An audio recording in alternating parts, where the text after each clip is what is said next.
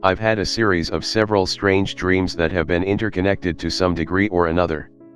These dreams are rarely of people or events, but are mainly of vast landscapes or dreamscapes that are all related.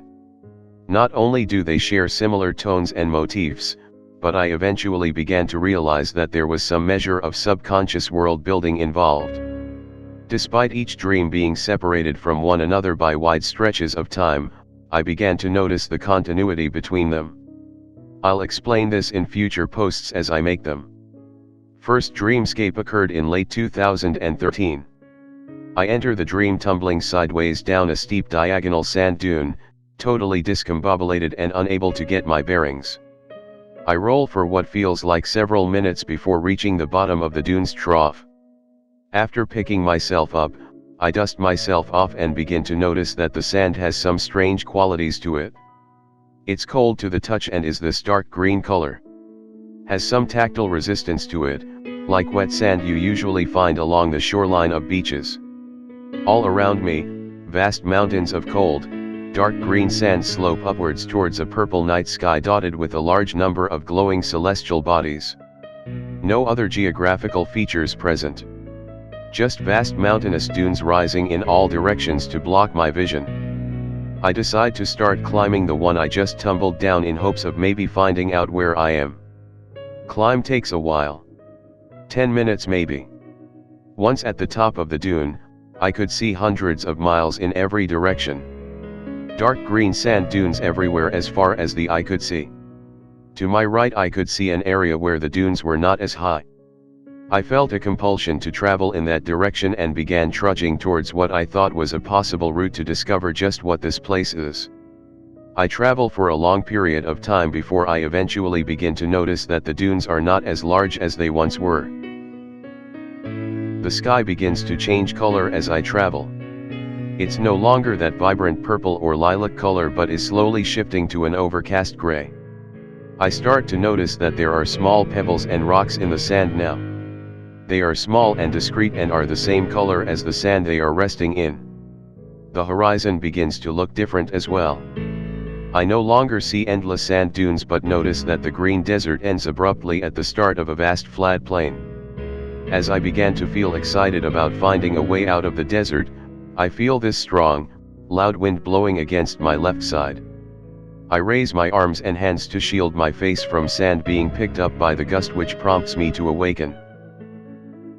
Second dreamscape happened around the middle of 2014. I enter this dream standing atop a rocky crag overlooking a wide bowl-shaped crater or caldera.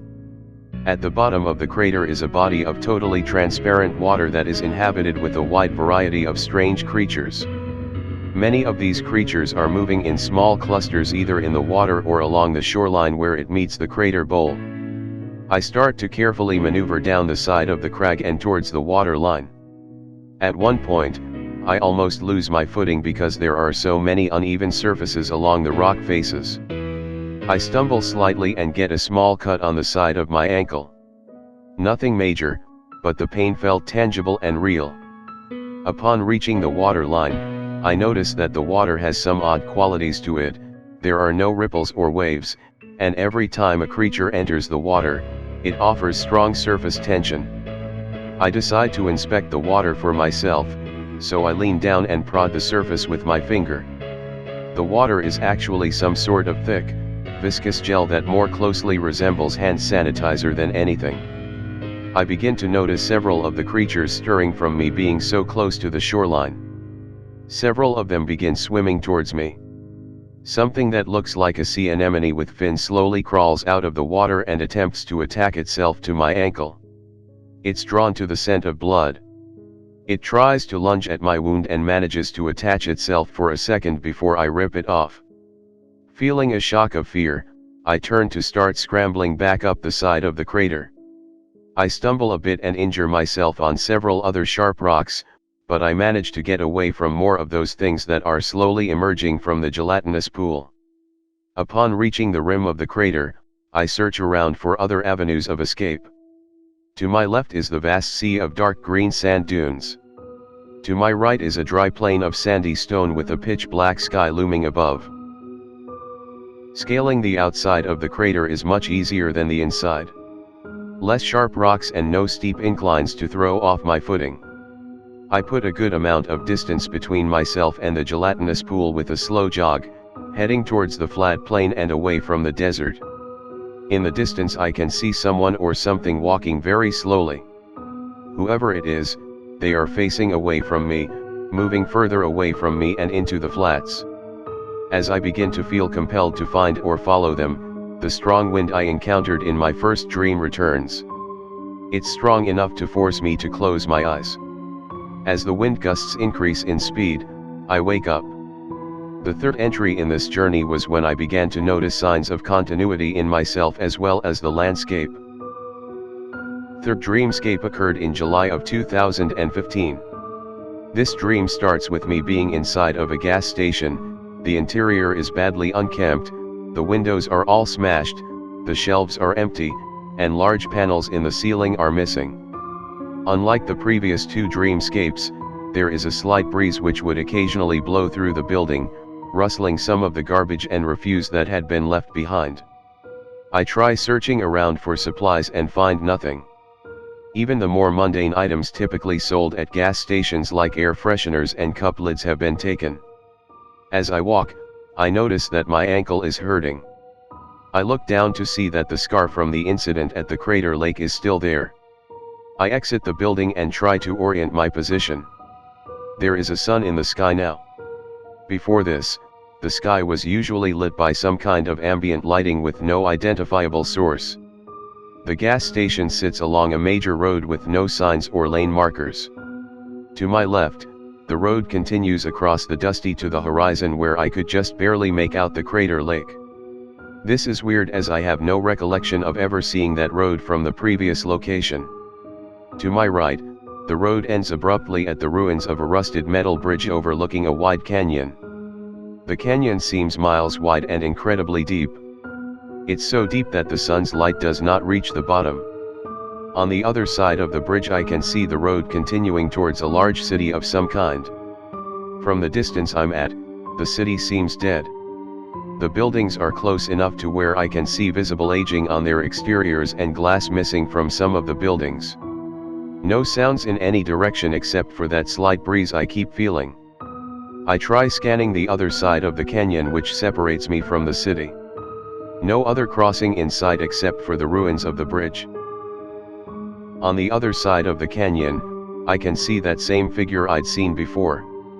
Whoever it is, they are much closer now. I can see some details in their clothing.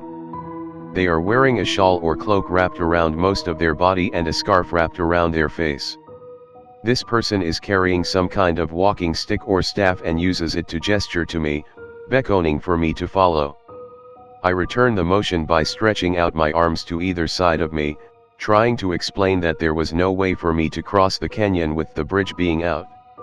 He continues to make this circular sweeping motion with his stick, completely disregarding my plight. I try shouting to try to communicate further, but he simply keeps walking along the road towards the city in the distance. As I shout to get his attention, that strong wind returns. This time, it comes from behind me, pushing me in the direction of the canyon. It doesn't just feel like wind, but like someone is physically forcing me closer to the ravine. I begin to panic as I come closer and closer to the edge. I try to scream but the air seizes up in my lungs. I feel my injured ankle sting and cause me to hobble forward, and with one last push of the wind, I am sent over the edge into the dark canyon. The shock of fear is enough to wake me up and pull me out of the dream. The fourth dreamscape occurred in October of 2015. It started with me being on the other side of that canyon. I don't know how I got there. As always, I survey my surroundings. The rusted bridge behind me is still out, and the gas station further past that is still there. In front of me, the city is much clearer now. Hundreds of skyscrapers of varying sizes. No signs of life or activity. On this side of the canyon, there are pieces of rusted metal refuse mixed in with the dirt and dust, crushed cans, scrap, fallen signs, etc. The cloaked figure I had seen in the previous dream is gone as well. I try to walk, but I notice that my ankle is still hurting me. I sit down in order to examine my foot and notice that the ankle is swollen and bruised. The injury must be worse than I expected. I try searching around for some kind of crutch to use to make this journey easier. Much to my surprise, I find a long pipe half buried in the dust. It's slightly corroded, but it'll do for now. I continue my trek along the major roadway into the city to possibly locate the person I'd seen earlier. As I travel into the city, I notice some very strange oddities about it. There are no cars anywhere. All the buildings and streets lack signs. The buildings are all extremely close together with only tiny alleyways separating them. I travel for what seems like hours along this major road before I again see this figure standing among a small band of other people. Unlike the person with the stick, these people are much more clearly defined. They are men with untidy hair and damaged clothing, all sporting a collection of improvised melee weapons. Their faces are badly scarred with some strange implants being visible along their necks and foreheads. I hear them yelling at the cloaked figure in a strange language I'd never heard before. One of these men seems manic and riled up. He holds up a club and gestures threateningly at the cloaked one. The cloaked one is having none of this and simply brains the man over the head with his staff. The man goes down hard, prompting another one to take a swipe at Cloak Guy. Cloak Guy takes a shot to the face, but he doesn't flinch. He just jabs with his staff and knocks the guy to the pavement. The group loses morale and turns heel to run. The cloaked one does nothing but stand there and watch. Since he's not moving, I manage to get closer to get a better look at what happened. I get within 6 feet of this person before they turn to face me. The shawl had gotten knocked loose from the fight, and I can clearly see their face. Oh shit. This person looks like an older version of me. Graying hair, sunburned skin, and a weary look in his eyes. He seems to be looking down at something while leaning on his stick. Down at my ankle. I notice that the stick he has is a metal rod similar to the one I have. He looks up from my ankle but avoids making eye contact. I feel that strong wind returning again, this time coming from directly above us. This time, it's not so overbearing and loud. I wake up from the dream feeling both bewildered and curious. To this day, I still think about where the cloaked one has gone next. Here's to hoping I see him again sometime.